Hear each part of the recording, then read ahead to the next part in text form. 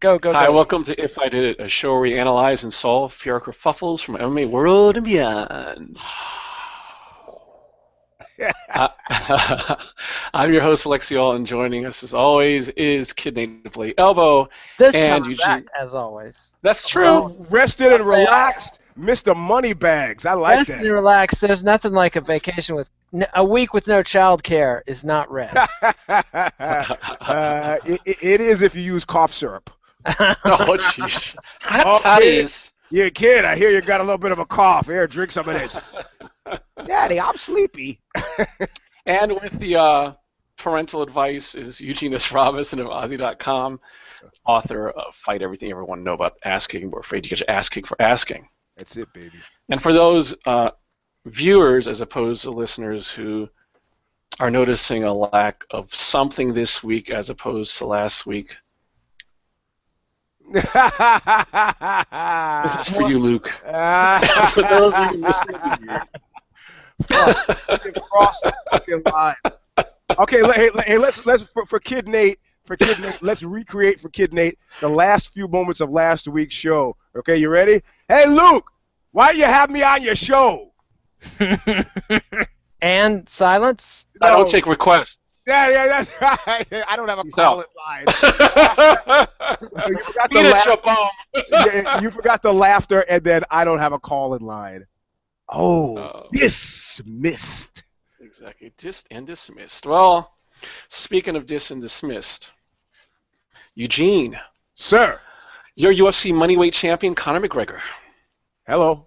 Nate Diaz and his fans were clamoring, and fans, not just his, were clamoring for an immediate rubber match after your UFC 202 victory Saturday night. But you told at the buzzer, quote, I got to talk about what's next. There's a lot of options, and some might not be this sport. We'll see, end quote. Then TMZ Sports reported a harrowing narrowing. Quote, Dana says Conor has two options, either fight Aldo or surrender his title to him or cut weight and fight Eddie Alvarez for the lightweight title. Dana says under any scenario, he's closing the books on McGregor versus Diaz, end quote. After seeing his cards, what about yours? You going to hold him, fold him, walk away, or run to an option we just can't see? Well, you know, the thing is, this is where the whole tri-leveling of chess gets pretty significant, and it hinges for me on Mystic Mac knowing exactly where Mystic Mac is right now. Spatial awareness helps quite a bit. If he understands that we're looking at a dead man, then he might make better decisions than if he thinks that this is the Conor McGregor of 2 years ago. He's got to be, the choices he makes here on out are super weighted, super freighted. He's got to be totally careful because one wrong move and he might find himself in Anderson Silva land. You never know. I mean, the reality of it is you can act like you got a rock in your hand, but unless you have a rock in your hand, you got what you have. Bupkis, nothing. My brother comes out of the bathroom with his dick in his hand. I mean, you know, I'm sorry. I just made I made a Godfather reference for those who are not swift enough to keep the fuck up. So he's ruling it out. Well, you know why he's ruling it out? I'll tell you why. 20, 25%, 40%. They had to really dig down deep to put asses in the seats for this. The payroll was fucking pretty huge, and ultimately, what the bald one is saying is we have to return you to significance, despite the fact that it's probably not in the bald one's best interest to have him do so immediately, given where McGregor's head is at, which is in the clouds. And all right, man, and you have to get as much fucking production out of this guy as possible. Having him fight Nate in the next fucking year doesn't help anybody, right? Because the payroll for that fight was huge, and you need to also put Nate in his place. You don't want to destroy a Mystic Mac, and you want to revivify the lower weights. You know, you got to pass the baton to Alvarez, who, though he is a champion, you know, people are still saying Alvarez who? What people? Casual fans. That's who. Could he fucking headline a show right now? Maybe, but more likely maybe not. So he's got work to do. You say you're an owner of this company, great. Go down and fix the lightweights. Go down and take care of featherweight, because Mystic Mac has got it right. If you want to give the belt to a guy knocked out in 13 seconds and let him have it, go ahead and book the next fight on top of that. What do you got? You got nothing. But Mystic Mac also has nothing. So at this point now, it's an uneasy detente, strange bedfellows. These guys are going to have to make it work for at least a year. And if you think Nate is interested in doing anything else, he's going to go back to 2020? He's going to fight Dustin Poirier for what, 2020? No. He's not going to do shit until he fights the third part of the trilogy, because nothing's going to pay him as much. So it'll happen. Just, I'll never have women's MMA. Yeah, right. Okay. It'll happen, but it's not going to happen it won't happen for another 12 months. So, which is, I think, serves Nate just fine. What do you think, Nate?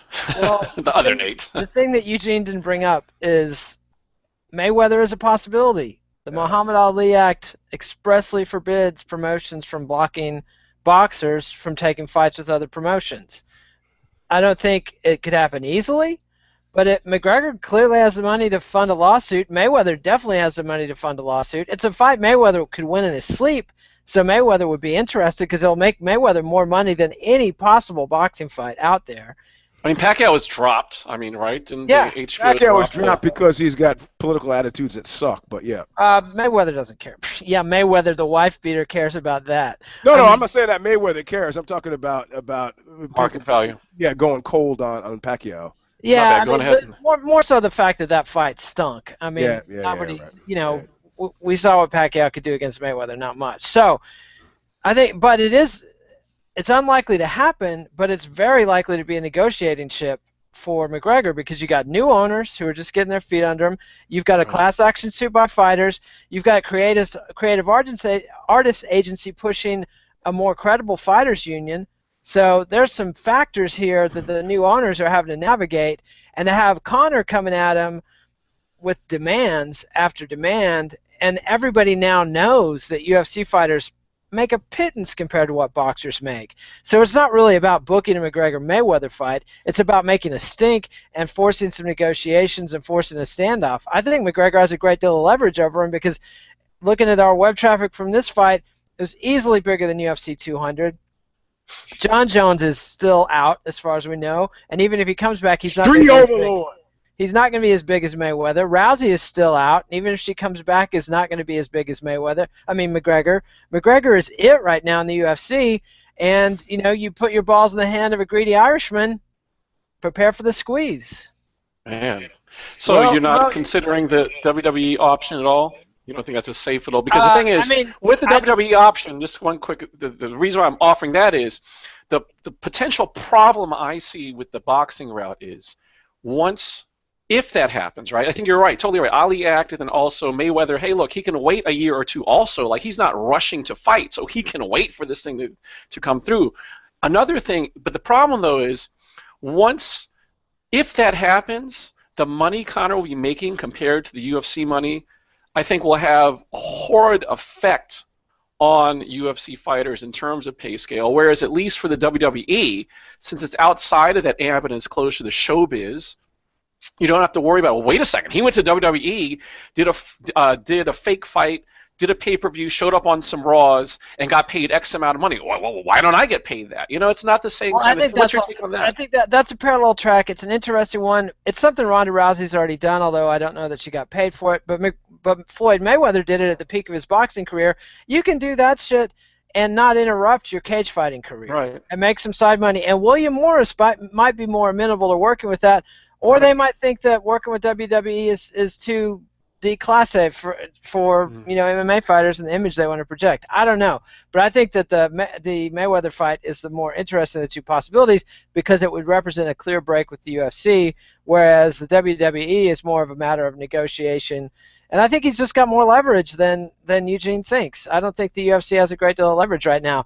Well, it's a new entity, and they're billions more in debt than they were just a couple months ago, because they financed that all with debt. They got to make money, and they got to make money now. And we don't know. I mean, I know that Ari Emanuel is a killer badass, but is he Lorenzo Fertitta?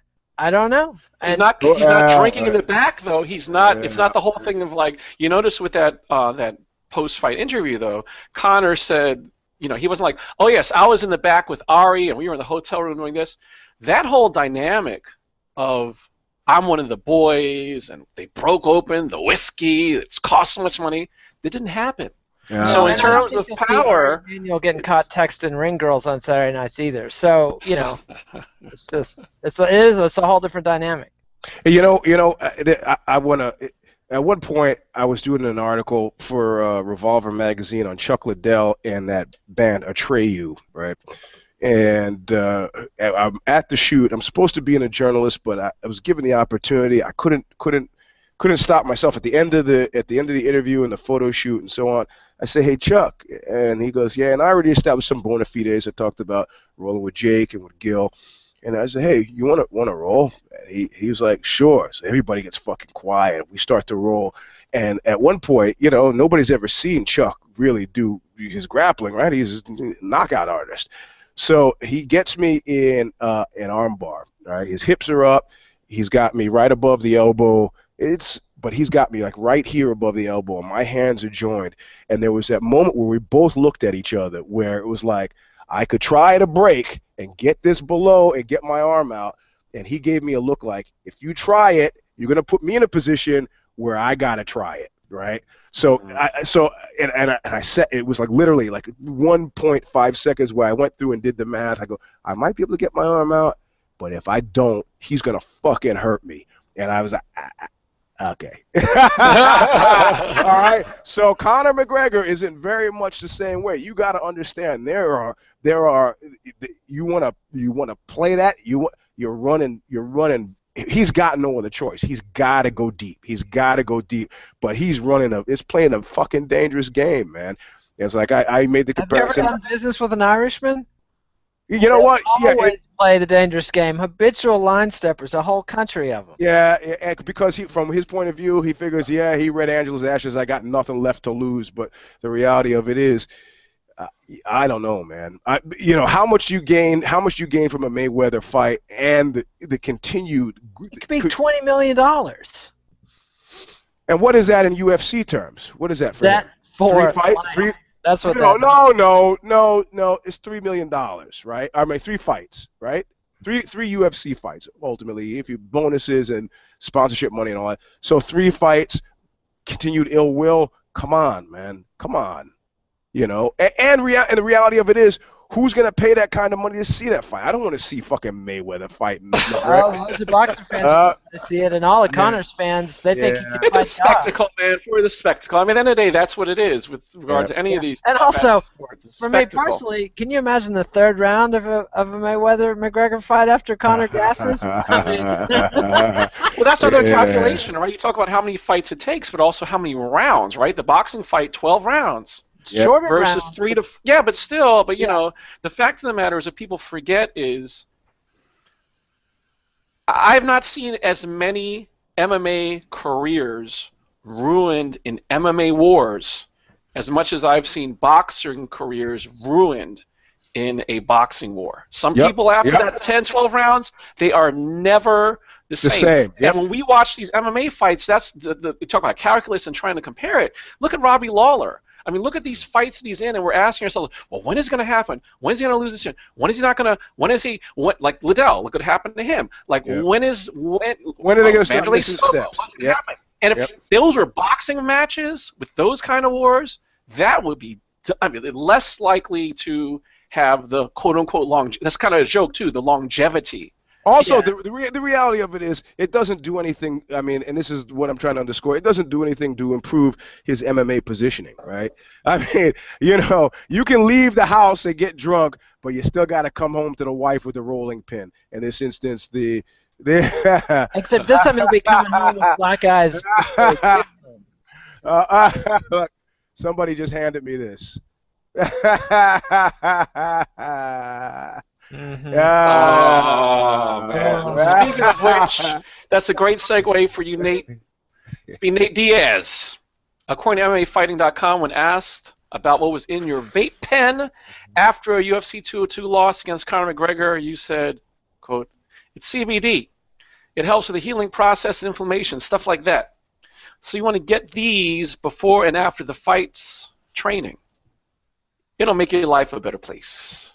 End quote.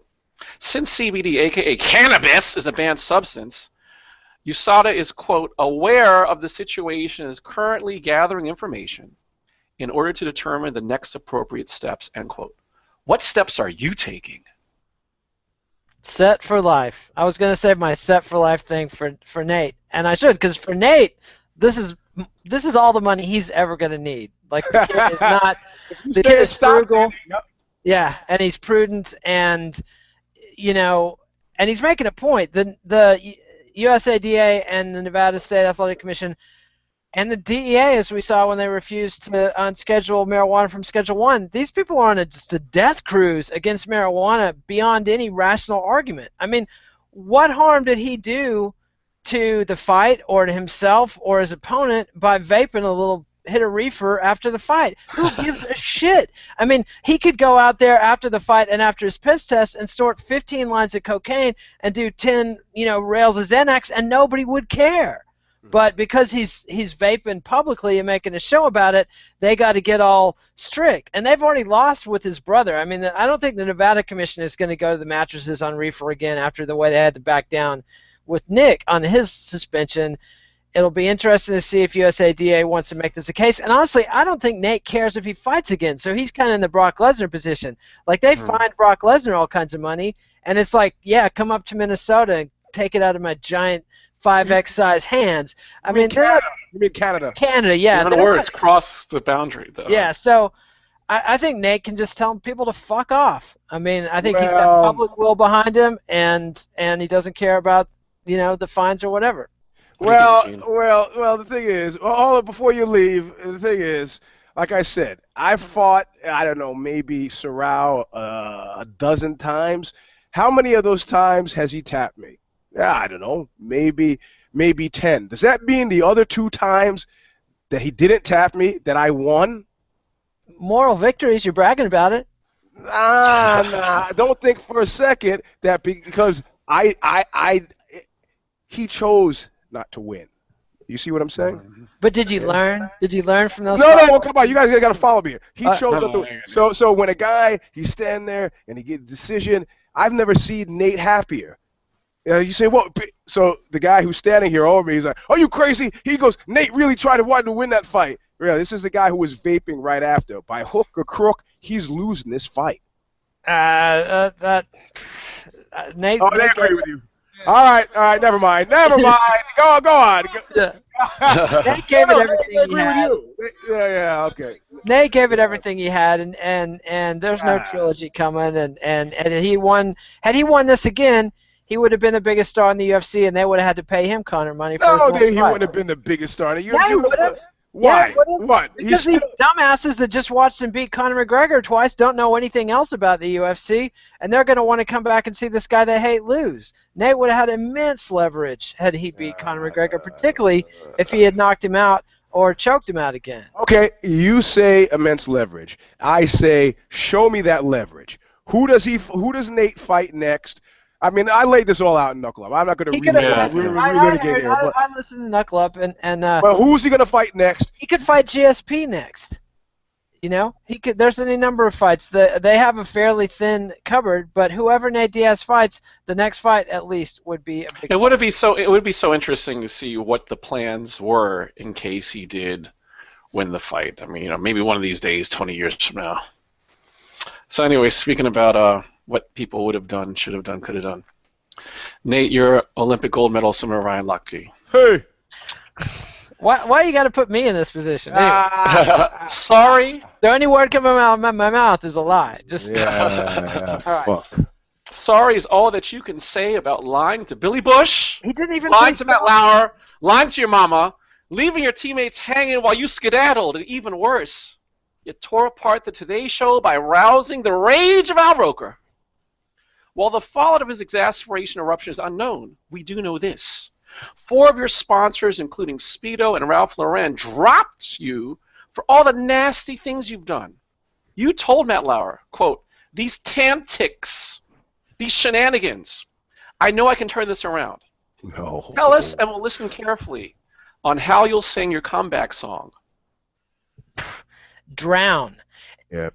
My advice to Ryan Lochte, tie some anchors to your ankles and take a long swim, dude. That's I could care less. Like, the guy disgraced our country. You're going out as a representative of the United States of America to a host country.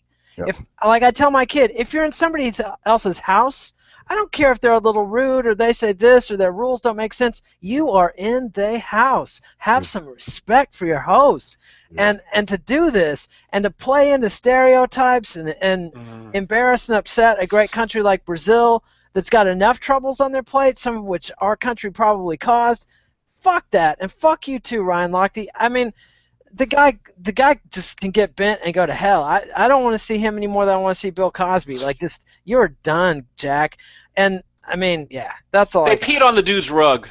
Yeah, I mean, try that in Texas, kid, and you're gonna get the gun more than just waved at your head. You know? Yeah. I mean, you'll hear the fucking shells hitting the ground. Might be the last thing you hear. Damn. Well, yeah. I'm gonna have to say that this is. I mean, has anybody factored in the real cost? You know, because I'm looking at it like this way.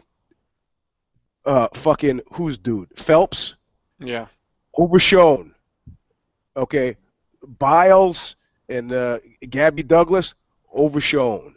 Fucking Usain Bolt, great, fantastic shit, overshown. The chick who jumped over the fucking to By get overshown, do you mean outshined? What does overshown? Yeah, I'm making up words. Come on. Okay. They're called neologisms. All right. I would have said like Soundgarden. It's got a ring to it. It's poetic. I just. Yeah. So you know, I mean, we're talking about a huge tranche, a huge piece of the Olympic pie that's been now fucking blotted out by this moron. It's been you have, you know, think of Mary Lou Retton and what she came back to, and think of Michael Phelps now not coming back to commercials for tampons, for batteries, for insurance. Think about the money you cost at least half a dozen major American Olympians, including the woman who beat the Japanese woman as a wrestler. You cost a lot of people a lot of money. Your bullshit night of fucking excess, and you know, they say he may never swim again competitively. That's almost too good. That's almost too good. If you're costing me $1 million, not even the millions that you're costing me, if you're costing me $1 million, you got to know that, like Corleone said, I'm a suspicious man. If anything should happen to my sons, I would have to take revenge against all of you. I would have to take revenge against him as long as there was breath left in my body. You got to be kidding me. And he's downgraded, too. This guy is not dating celebrities. He's dating playmates. You think that's going to last? Now that he's lost to Ralph Lauren, what's he going to do for money? High school swim coach, good luck. Fuck you, you know. So there's nothing he can do. He say what he did. What he should get a check from Brazil, because with the couches in the river causing the cruise ships to capsize, to people getting sick, to Zika, to the sex, he has completely put Brazil on a winning foot, making them look fucking great. So he should go back to Brazil and go, hey, you know, maybe you guys could, you know, cut me a check or something. I don't know, you know. I made you references and no Nazi reference, Eugene. Is this Eugene, or have you been replaced? So similarly. Well, I'm obsessed with this Godfather epic, which I'm confused about. People called it the epic. It's not the epic. It's the Coppola re-edit of 1 and 2 together in one constant, continual, time-sensible stream, but I can't find it. I'm unsure which one it is. So it's been in my head. Is there anything that he can do, though? Nothing in your mind that he can do? I mean, not that I care about. Damn. Yeah. Okay. I mean, because what's his merit? His merit is he can swim fast. Yeah. I care about that once every 4 years, period. You know, maybe if you're at Stanford on the rapey swim team over there, they get special treatment. Everybody else doesn't give a flying fuck about swimmers. That's all you can do, dude. We know you're a liar and a creep and a jackass pissing on rugs in stores. Get out of here, man. I wouldn't hire you to mow my grass. Damn. Okay. Well, Eugene, you're Ellen DeGeneres. You tweeted a photoshopped image of riding a smiling Usain Bolt with the caption, quote, "This is how I'm running errands from now on," end quote. Outrage and claims of racism ensued over what People magazine referred to as, quote, negative connotations of showing a white woman riding a black man, end quote. You followed up by tweeting, I'm highly aware of the racism that exists in our country. It is the furthest thing from who I am, end quote.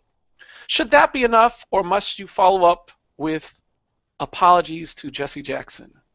Oh, the day that I advise anybody to apologize to Jesse Jackson is the day I stab my eyes out with a spoon. Fuck that guy, and fuck people who are offended by this. If I were her, I'd just go, hey, I'm a lesbian. Hey, what does that mean? I don't know, but I like vagina. And then people like leave the press conference like, the fuck just happened? I don't know. I mean, you know, it's like we have this. Somebody said that somebody in Time was talking about how trolling is bad for the internet. Yeah, bad for the internet and public discourse. This constant drumbeat of outrage and umbrage and upset, and it's like, you know, what I'm shocked by is that she even responded at all. You know, I mean, silence is golden. You know, what do you have to say to that? I'm gonna go Nate Diaz on you. I'm sorry. Well, you say it's racist. I'm sorry. I didn't. What was the question again? I didn't hear. Well, they say actually it wasn't a question. They just say that you are a racist. You gonna put that in a question form? What is Ellen DeGeneres? Racist? Sorry. Don't. You know. I mean, it's like. I'll give you a prime but tangential example. People are always accusing Henry Rollins of being gay, right? Is Henry Rollins gay? This woman I know for the LA Times did a profile on him, and he called her later. And he was, I would like to address these gay rumors. And it's like, you know what, man? You know what?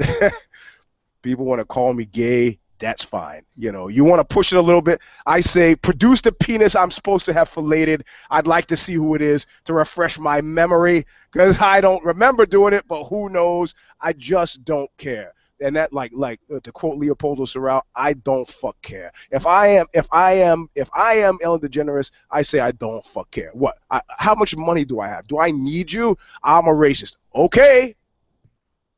What's your take, Nate? Well, I think she has to be a little more careful with that. I think all she has to do is fuck that Usain Bolt on the show and do a whole sketch with her riding his ass all around. I mean, it's with him riding her to see if that really bothers play with it every which way. Show that you like him, you respect him, he digs you, he's cool with this. You're equals, and you can tease each other a little bit. I mean, the reason we can't make jokes as long as you don't feel, as long as it doesn't seem like you're answering critics, that's good TV, right? It's good TV. If nothing happened, if nobody made any allegations, that would be good TV. But if you're doing it in response to critics, I'm still going to stand by fuck you. Well, so whatever. You said the thing about white people. Tell us about white people. Well, my thing is, the reason Let me tell you about white chicks. Hey, that's enough out of you. 80s porn. 80s porn reference. 80s porn reference. Sorry, I had to do it. Okay, here we go. All right.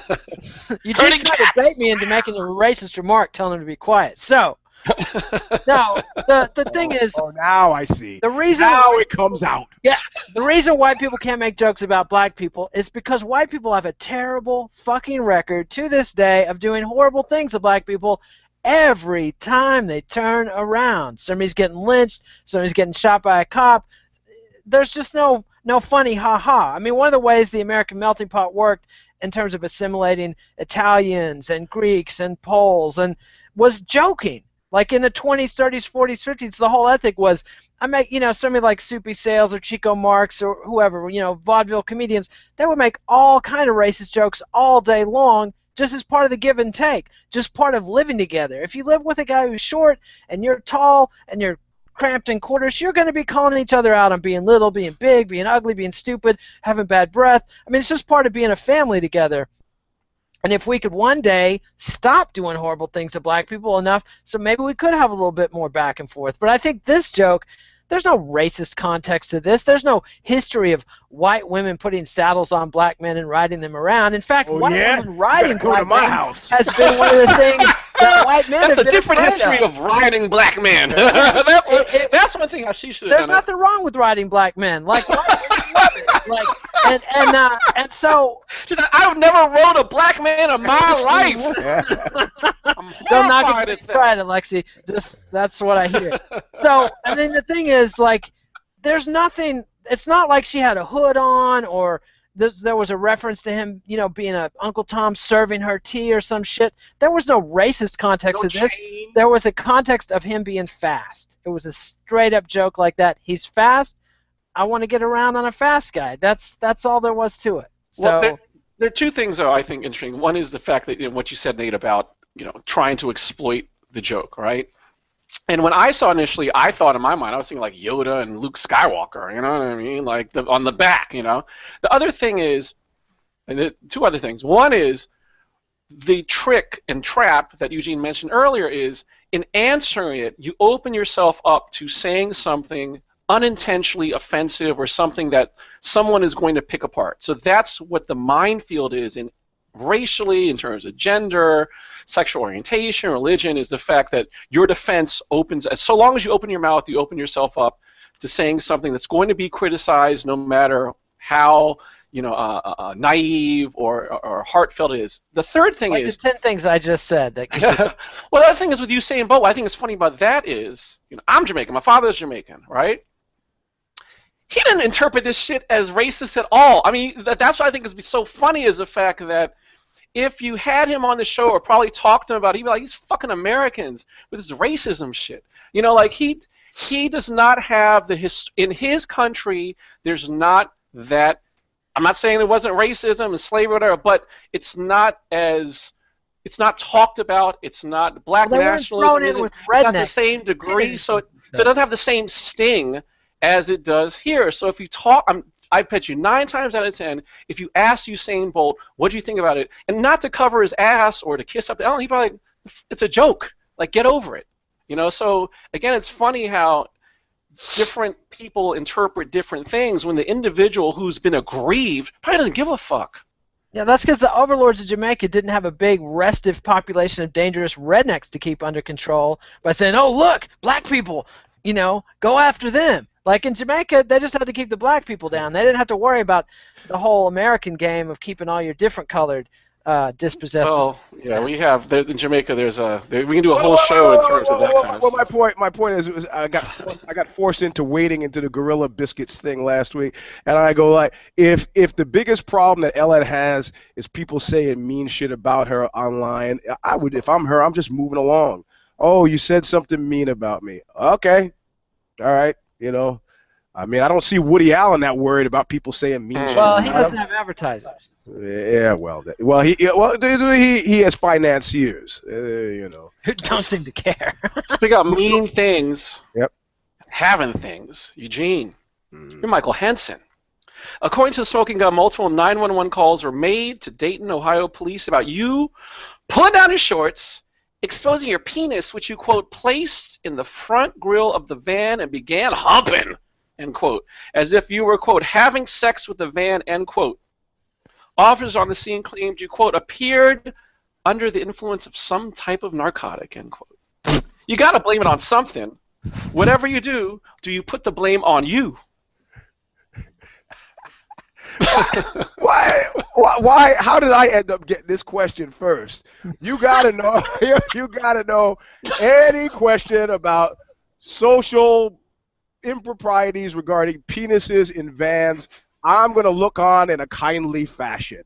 Of course, that's why leave the man alone. Let the man be. Let him be.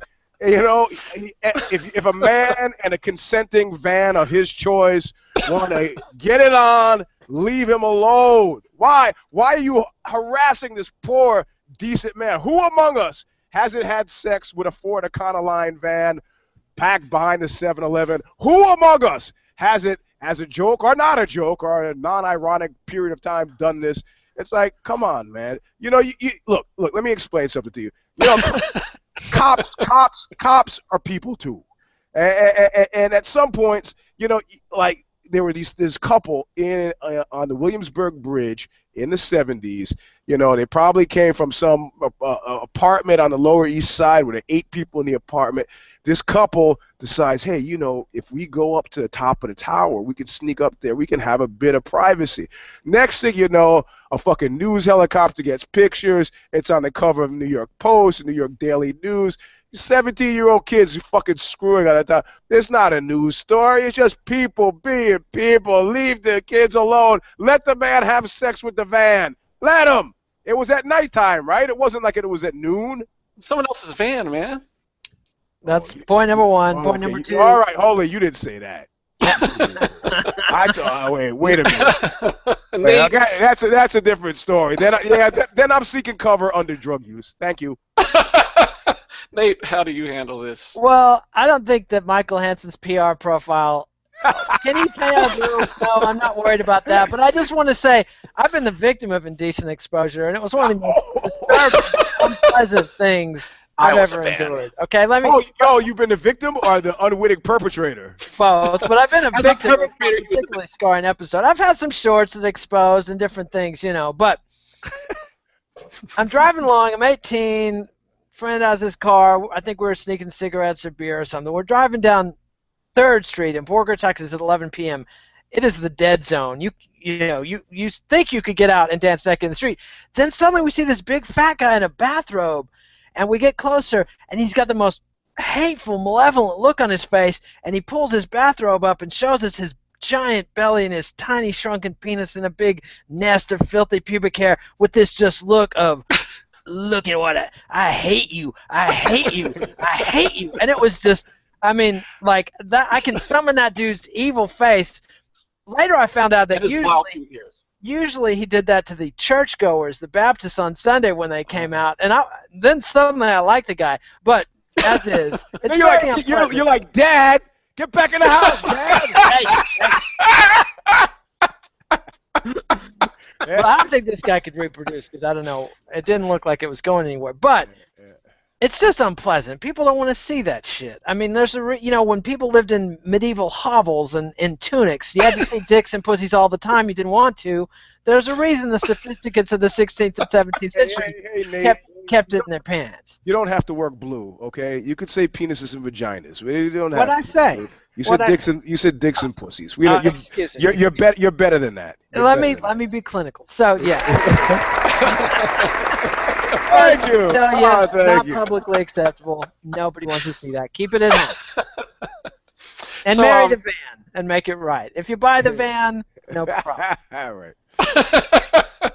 So, just to make it clear, if I look outside and see somebody having sex with my Chevy, that's probably the last Chevy they'll have sex with. You didn't tell me. You didn't tell me it wasn't the guy's own vehicle. Now, if I'm having sex with my Chevy, I just want to be left in peace, please. Like all fascists, Eugene believes in private property above all other principles. So, Nate, speaking of fascists, property and marriage, you're a Politico. According to CNN, Melania Trump put you and at least 8 other news outlets, quote, on notice for making false and defamatory statements about her supposedly having been an escort in the 1990s, end quote. Since you've been warned, will you soften your Trump coverage or go the way of Gawker? Well, you're putting it all out there, and Trump's biggest supporter, the guy that spoke at the convention, Peter Thiel, is the guy who funded the Gawker lawsuit. And so, you got to take this guy seriously because Politico is not much bigger than Gawker as terms of a business entity. Peter Thiel can crush them into paper. And I haven't read all the stories. I don't know what all they reported. But do you remember when Dan Rather went down off the 60 Minutes thing? And it's never been quite proven. But at one point, one of the theories that I thought was interesting, having had extensive experience with Karl Rove and his operations, this is a guy who bugged his own candidate and then announced it at a press conference the day before debate because he knew. You let him talk about your boy like that, Eugene. I was just about to say, Carl's, he's no Henry. He's no Henry Kissinger. Yeah, no, he's a domestic politics guy. Sorry about that. Dan Rather did this whole report, and the fundamental bit of it was that the former lieutenant governor of Texas coming out and saying, yeah, I pulled strings to get Bush in the National Guard and to save him from Vietnam duty. But the whole story went down in flames. Nobody was talking about that indisputable fact and scandalous admission because Rather cited some memos that may or may not have been authentic, and it's entirely possible that somebody made fake reproduced memos that were true, but with certain telltale typefaces that couldn't have been reproduced at the time they could have been planted.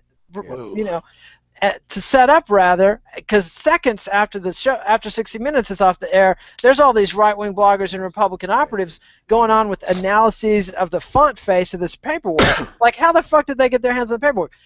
So who's involved with Trump? Roger Stone, the king of the Nixon-era dirty tricksters. This guy taught Karl Rove everything he knows about these double fucks and dirty-handed tricks.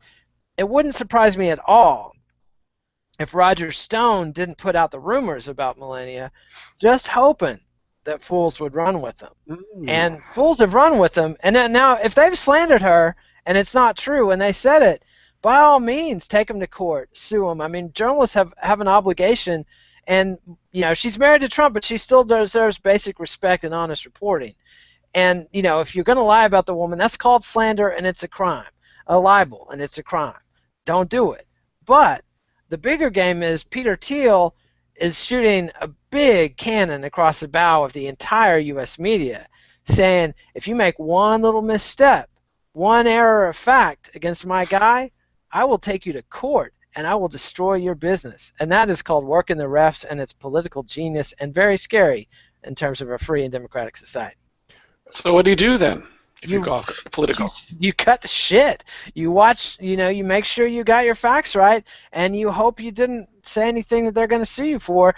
And in reality, what they're probably going to do is overreact and soften their Trump political coverage. Man, so, what do you think? Which is sad. Which is sad. What I would hope that it would usher in would be a.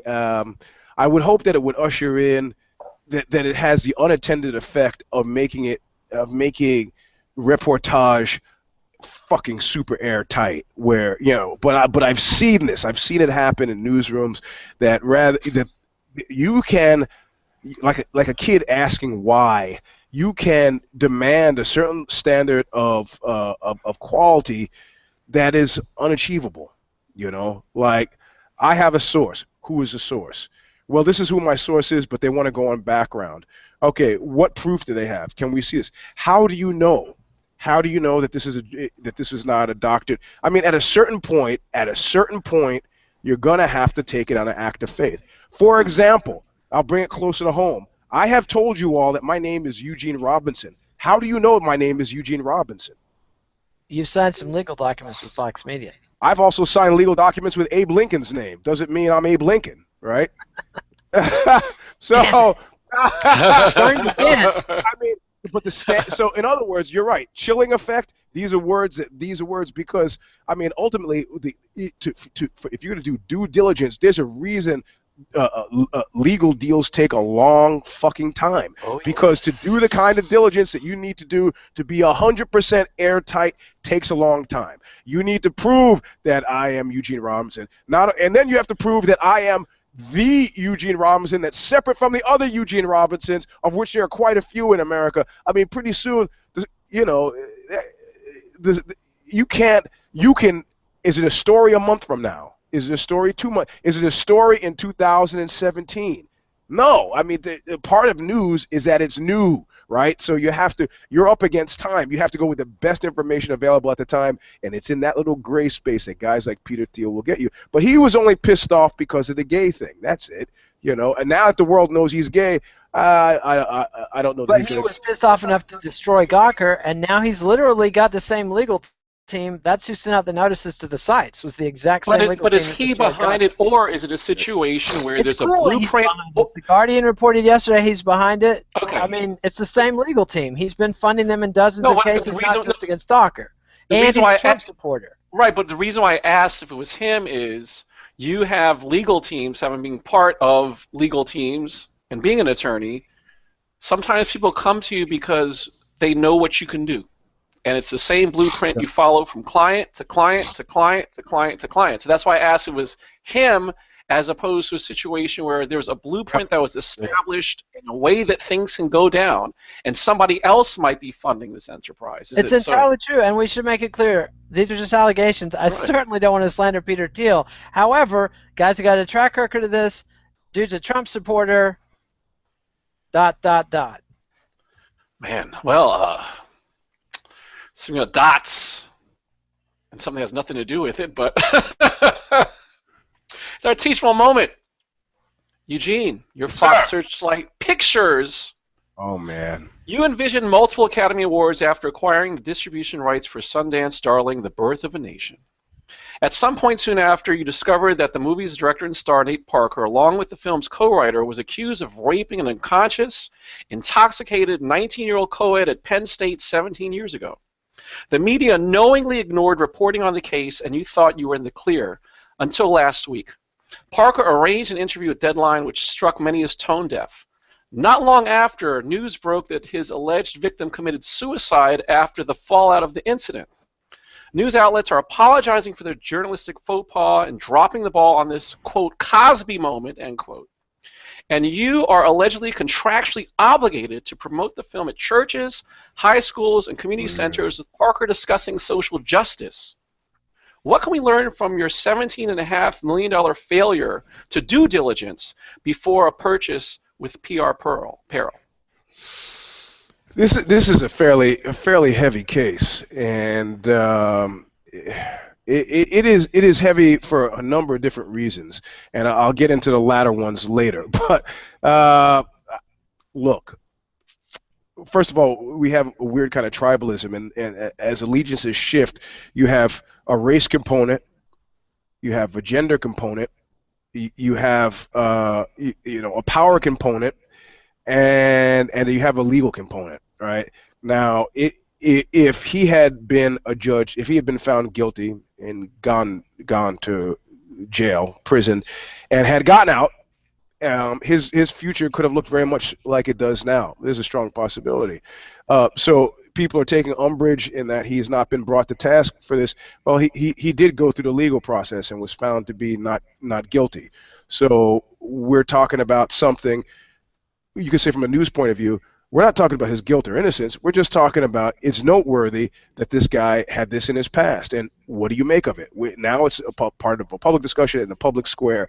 We should talk about it. We should talk about what this means. We should talk about what this means in light of Woody Allen. We should talk about what this means in light of Roman Polanski. We should talk about what this means against allegedly Bryan Singer. We should talk about what this means in terms of Hollywood, how it treats women, college rape culture, justice, punishment, reward. I mean, it's a sticky wicket no matter how you fucking want to look at it. And I mean, how do you, I guess at this point now your concern is, how do I save this fucking movie? And I'm pretty much the only one who can save this is Parker. And in other words, he turns his tour into an open-air discussion about the nature of campus rape culture, essentially he just puts it all on the fucking line and goes, yeah, I fucked up when I was 19, I would like to lead a commission on it's terrible what happened to the woman who I feel comfortable saying in this case was a victim.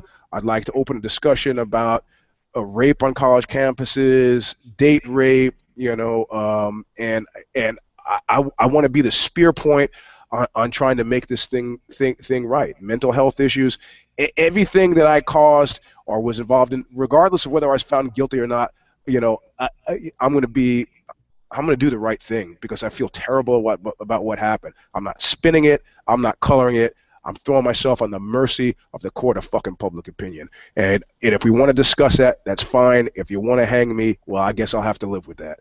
Because that's the only way, baby. That's it. You are, anything you say that attempts to mitigate your guilt or responsibility is not fucking going to fly.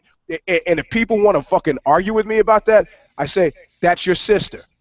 Or that's your daughter. Or she had a kid, I believe. That's your mother. You don't want to. If just her being a human being is enough, you know what I mean? Yeah. And the family said, look, we've made our peace with it. We forgive him. And then the brother I think paused and was like, but I'm pretty sure she wouldn't.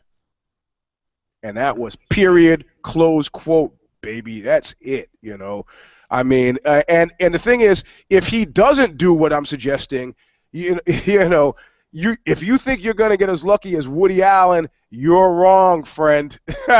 you got one way out, and like Mad Max said, you want to get out here, you go by way of me. I'm a firm believer that my way is pretty much the only way out. You know, I can't think of anything else he's gonna do to save himself. What do you think, Nate? Absolutely. And what he said already was weaselly and chicken shit and failed to acknowledge his actions, his culpability for those actions, even if you agree that he shouldn't have been convicted of a crime, which primarily seemed to be like his buddy got convicted, but he didn't get convicted because the gal had given him a blowjob the day before. And in our fucked up legal system, you know, that acquits you in front of juries. It's very hard to convince a jury to convict a guy of rape of an acquaintance. That's just a fact. My wife's a prosecutor. She looks at these cases. It breaks her heart, and she's just like, I can't take this to trial. These people will not convict us. You know, they try anyway, frequently, but they're running into a buzzsaw when they're trying to convince people to convict somebody of acquaintance rape. It's very, very, very difficult. So the fact that he was acquitted in this country doesn't mean he wasn't guilty. It just means they couldn't convict him. And the way he's talked about it is not the right message. He, like Eugene said, he needs to own this. He needs to seriously look at what he did, destroyed a young woman's life, a life just as promising as his own, and he ruined this girl. I mean, first of all, I'm going to have to go. Psychologists say that there's never any one cause of why somebody kills themselves. Sure, right? sure. Okay, so, yeah, right. yeah. But there are a couple of things that make this very bizarre. Is when you first hear it, I first heard it. And then you just read the reports, and then you actually look at the testimony, and what happened, and the fact that what got his friend and co-writer was she was unconscious and testified that she came to briefly and like, the fuck is going on? And there's some dude there with his penis in her mouth. It's like, who the fuck is this guy? And then she loses consciousness again. That, and then also there was a witness who said he walked by the room with this guy, and Parker was there hooking up with this girl who was unconscious, and he waved them in to join him. And the guy was like, this is weird. And he left, but Parker's boy went in to join it. So those were why, and in terms of the differences. Admitting it later in a conversation. She tape recorded admitting some of that stuff. The dude admitted he was there. Right. So just a hidden situation, but I want to get on to another point. Like, Parker is not going to be Woody Allen. There's a big, he's right. running uphill very much, trying to be a black man, making a socially. Remember when Spike Lee put out Malcolm X? He got to put out Malcolm X, but that was kind of the end of Spike Lee being a big deal. And Malcolm X did not get the kind of attention that it deserved because it's talking about a great historical American figure. It's a great movie. It introduced a whole generation of young people to the significance of Malcolm X. It was one of the first times in American popular culture Malcolm X had been treated at all as a positive force and not just as a scary black Muslim, ooh, scary, scary, bad. You know, the guy who said by any means necessary and died a violent death. And Spike tells this great story. No Oscars, no victory lap. He uses up his political capital. He's never quite the same in Hollywood again. Yeah, well, hold on. Well, I mean, let me finish. But the story of Nat Turner, it's been told in some text written by white people. You know, what is it? William Styron wrote the book Diary of Nat Turner a few decades ago. Great book. I mean, Nat Turner was demonized as a villain for centuries in this country because he rose up and killed some of his enslavers. He killed the people that enslaved him and his family, that killed him. I mean, millions of people died in the process of chattel slavery. So I think Nat Turner's a fucking hero. I'm proud to share my name with that guy, and I think it's awesome. I haven't seen the movie yet. I'm looking forward to seeing it because that story needs to be told. Young Americans need to know that story. Everybody needs to know if you enslave black people, they will rise up and fight and stop it. Yeah, but you could also they will rise up and make bad hip hop records. Yeah. Yeah, but I mean, Nat Turner didn't make any fucking bad hip hop records. Yeah, white people are still scared of his fucking name, and that's a mark of honor. And to me, it's like, let's not throw out the baby with the bathwater here, and let's keep the artifact. You know, William Faulkner said the ode on a Grecian urn was worth any number of little old ladies. There was a point in our history when we appreciated the value of art enough to say, human life, art wins. And I don't necessarily agree with that. That doesn't seem to be our cultural moray at this point in time. But we need to value art and the way it can teach people. And I haven't seen this movie yet. I don't know, but I'm excited, and I hope that there's potential there. Yeah, Now, but the problem though is the fact that here's the thing though, Nate, is there's a difference. I mean, people have different opinions on things, right? There are documentaries. If you want to get a story or find out a story, or you're curious and want to know the truth, you can. There are sources out there for you to get the truth. sure, but that's Fictionalized versions. Yeah, but here's the thing with this. sensationalized version. Yeah, but still, it's Bring a fictionalized. broad audience. Yeah, but here's the problem is with this film though, is the fact that they concocted, Parker and his boy concocted the rape of Nat Turner's wife as the turning point for the revolution. Okay? So that didn't happen. That we Right? know of. That, Right, yes, that didn't happen that we know of, yes, but, right. but it's an artistic telling, and I don't think it's But it makes it weirder to outside the watch. artistic license to do that. Now, No, I know, but it makes it weirder to watch because in the wake of the controversy, it's like, okay, you're that's a very accused of good this point. horrible I act wasn't- with your friend, and you're going to create something like this and insert it in a film that you are creating. Yes, it's based on real life and things that happen, but as a screenwriter, as a director, you are creating a fictional work. So you choose to insert this thing here, right? Which historians say didn't happen. What's the point? So That we that's know of. that's the problem. I know, but still, we also didn't know that aliens came down and were walking at aliens. Yeah, but I mean, slaves getting raped? Boy, that's yeah. not credible. I mean, slaves got raped. Slaves got raped day in, day out. That's what slavery is. So if it wasn't for the irony of him and his co-writer being a convicted rapist and him being an accused rapist, yeah, I agree that's bad. I'm just saying this guy did something that may or may not be socially valuable in terms of creating a work of art. I haven't seen the movie. I don't know. I'd like to see it and decide for myself. Because the ovation happened before the movie was shown. It was before the movie was shown that it got the standing ovation. So anyway, were you going to say something?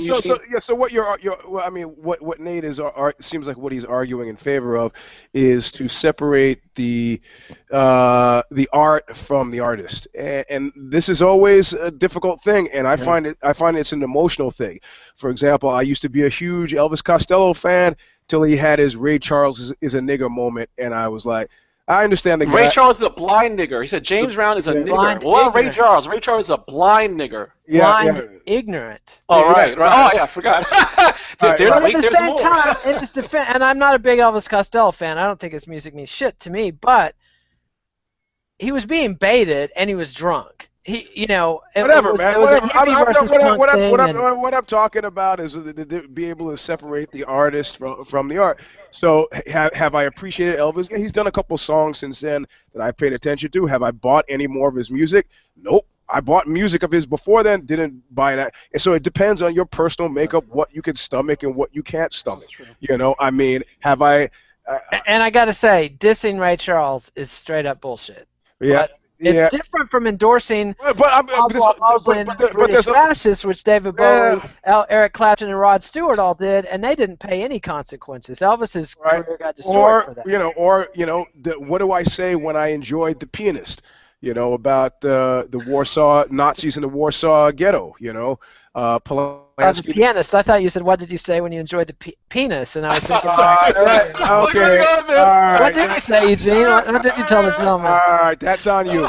So but in general, I'm having a hard time with Polanski. As hard of a time with Woody Allen, not. I mean, I did see The Pianist, so okay. For you, piano player. How about that? So the dude that plays the piano. I mean, or H.L. Mencken. Okay, you can't release my diaries till after I'm dead 50 years. They release his diaries. Turns out he was a sexist, racist, misogynist.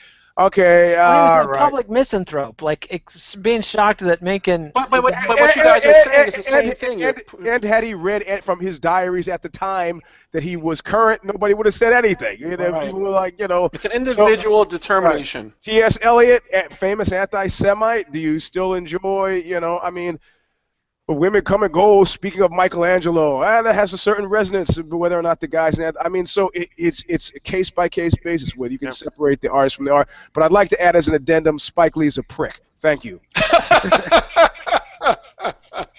Lots of people are pricks. Lou Reed, also a prick. So what do you do? Nate, what was your? My advice is the same as Eugene's. You got this. Nate Parker needs to roll on his back, piss on himself, throw his legs in the air, show his belly, show his throat.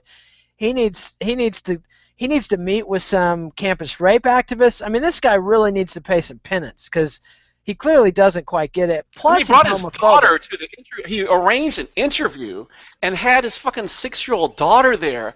It's like, here's the guard. One of his defenses was, I've got a wife. I've got 5 women in my life. These, which is like. It was so traumatic for me. The time was so traumatic for me. I feel so bad about what happened to me. It's like, the fuck, man, get out of here. Yeah, that was not impressive at all. And again, I haven't seen the movie. It may be a giant piece of shit, and I'll come back and retract all this. But as it is, the fact that a Hollywood studio is fucking backing a movie about Nat Turner as the hero, that's huge in this country. That is a massive, massive thing. I'm surprised the movie is not about Nat Turner's valiant white friend. Well, no, this is Jimmy Brogan, his valiant white, played by Matthew McConaughey. Well, see, that's what's so funny about this whole situation is the reason why the film had the successful bidding process. And the funny thing is, they turned down allegedly a Netflix deal for $20 million because he wanted a longer theatrical release, and he wanted to be able to go on a speaking tour and talk about the movie to church groups, right? So anyway, let that be a lesson in the future about running your mouth and turning down money. But the other thing is, just how it was a perfect storm of like Oscars so white, we don't have diversity. Then these distributors like, oh my God, we got this, Academy Award winning, boom, right? But then the other situation that was in place that derailed him, the thing that got him up and derailed him was the fact that in the wake of Sandusky with the rapes, in the wake of the Brock Turner, campus rape, all this kind of stuff, Woody Allen nowadays or Roman Polanski nowadays, would they have been able to have it? That's one thing. Another thing before we put this to rest is, one thing that I keep on seeing is people are talking about, oh, they're bringing a brother down, and like, this is what happens to brothers. The fact of the matter is, if they wanted to bring his ass down, it was available. This shit was on Wikipedia, allegedly, during the film festival. Journalists went to the film festival, and some were told, like, yeah, this guy has something else going on. Right? So if they really wanted to crush a brother, the film would have never been picked up in the first place. And he was a successful actor, too. So, like, come on, man. Let's not write that off, because there are forces that slept through the Civil War and awoke after Reconstruction and put on a massive 150-year propaganda network. American racists do not sleep. They might miss an opportunity here or miss an opportunity there. They might let a black guy go through the gate once or twice. They are gunning for him ever. But this is more of the Oscars. This is more of an Oscars situation where it's like, hey, look, we don't have this film. This film is going to be ramped up for Oscar season. Yeah.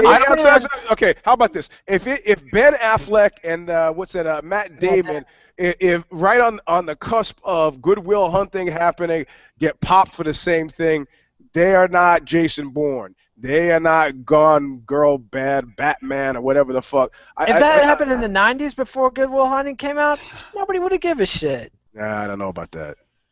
I wonder. I mean, who knows? If one of them had been convicted, maybe it's a little different. But if there have been some accusations, yeah, I don't know. No way. I mean, see, I don't know, because the kill stroke for something like this is, of course, you got to realize, chick is dead. Yeah. That's you could whatever you say, the period on that sentence is always and she's dead. So, man, if she's alive, then you get then there's he said, she said, what's she done with her life since then? She's dead, and you can't. You're gonna PR your way around that. Good luck. Good luck. That's what makes this whole discussion in terms of a teachable moment, it's just so very complex, so many different things going on, and it's going to be fascinating to see how this thing plays out. Eugene, it's that time for your Lost Battalion Phantom Toll Booth, Dark Star Major Tom. Well, there's a lot of motion but we don't have a lot of time, so I am just going to go straight to it. Sorry for fans of Johnny Bonnie Joni's penis. Johnny Boney Joni's bony. But nothing quite takes the lead out of the pencil like being put on blast for Stree Overload Mini Mart penis pills allegedly. I mean, if the active ingredient is something that you got from a liquor store that nobody in their right mind would buy. I'm sitting 6 feet from a liquor store that sells very much the same pills, and the little display, the dust-filled display, makes the same claim, drive her wild. You know how many ribbed condoms I ever bought in my whole life? 0. Even as a 15-year-old, I knew it was not going to drive her wild with pleasure. I often wondered. Have you talked to any women about this? Yes. I often wondered who would buy real spurious Spanish fly. Because I've dated more than one woman who, when she went shopping for condoms, bought ripped condoms. Maybe it was a comment on me, but I'm just saying. She's a sucker. Well, it's supposed to be yes, she was that too, but that's different than the condom. So here's now in the mist. Chris Weidman's out there, and he sees Johnny Boney Joni's penis floating around. Nazi references, and you're talking about Chris Weidman again. You mentioned Nazis plenty of times for both of us. So you don't have to. I mean, I got no fascination with it. Like I said, frankly, I'm copping to everything. I would say heroin, fentanyl, mescaline, PCP, bath salts. Everything before I go with Mini Mart penis pills. I was Prince's hookup. Fuck, man. Fuck. His penis is in a place from which it'll never return. It'll never return. Man, that's I mean, I can't even. Yes. Come on. We got the time. All right. Well, okay. If those of you watch Knuckle Up, I talked about this extensively. I'm not going to go into the background, but I'll give it briefly. There was a time when guys were taking tons of steroids, where at the end of their cycle they would have erectile difficulties and they would get panicked. If they had a date on Friday night, they would call you feverishly trying to buy some stuff. They get a bump Friday night, HCG. It takes 2 hours for you to get a testosterone bump. And then they invented sildenafil, right, which is active ingredient in Viagra. So then they had Viagra. So a lot of the guys that would buy steroids from you would buy steroids would then buy also would be looking for Viagra. So are you telling the women that they're taking it? No, they wouldn't do. So at one point I said, I wonder what this booyah base of cocktails does. So you say, okay, look, let me try some, right? So, but I'm not gonna get them from a guy like me who's getting them from some guy who's some Egyptian cat. I'm gonna go legit. I go to my doctor. I said, boom, give me. She goes, okay, we'll give you 3 of these tablets, right? So I get 3 of these tablets. I go, boom. I decide I don't like it because I don't want to have an erection for 3 hours. I'm sorry, I got shit to do. But okay, but it's in my medical form now, which is so I go in for an eye exam. The woman who is administering the eye exam is fucking flirting hard with me, and then there's a sudden weird cooling. And I'm like, is it my breath? What is it? And I see her on her computer console click out of my medical history, and I was like,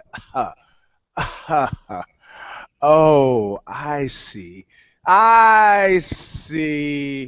Yeah, I'm on Front Street because this shit never dies, and now Johnny Boney Joni's Boney has been put on blast all over the place because of Stree Overload. Don't take penis pills where they can't even get the spelling right, please. But if you want to talk Lost Battalion, baby, fame is an aphrodisiac in America, but now nobody will be able to think of anything else when they see him. And if you don't think that's true, you tell me you didn't think about those penis pills last time you saw Anderson Silva too, because apparently he got popped. So I mean, if dude got popped for heroin, like Chris, who's it? Chris, the redheaded cat, Chris Lieben. Chris Lieben.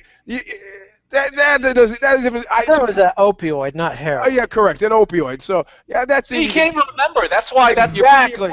But the penis pill thing, you will never ever redemption for your what's that? Yeah, so and so. redemption for your bony noni. Man. Noni. Well, on that note, thank you for joining us. Follow us on Twitter at EUGENE'S Robinson, at Kid Nate, at Alexi Old. Please give us a thumbs up. Bring. And that did not require, the stiffness did not require any kind of supplement. How do you like All that? natural, baby. After that uncomfortable personal revelation, it just gets kind of quiet. Everybody kind of shuffles off the show. We always have to keep it strange. And leave comments on YouTube. Subscribe to MMANation.com on YouTube, MMA Nation on iTunes. Visit Bloody Elbow. Read Eugene at Aussie.com. And be sure to check out all three of us on Amazon.com. We'll be back next week with another installment If I Did It, and we don't know what we'll be discussing because the PR mistakes have yet to be made.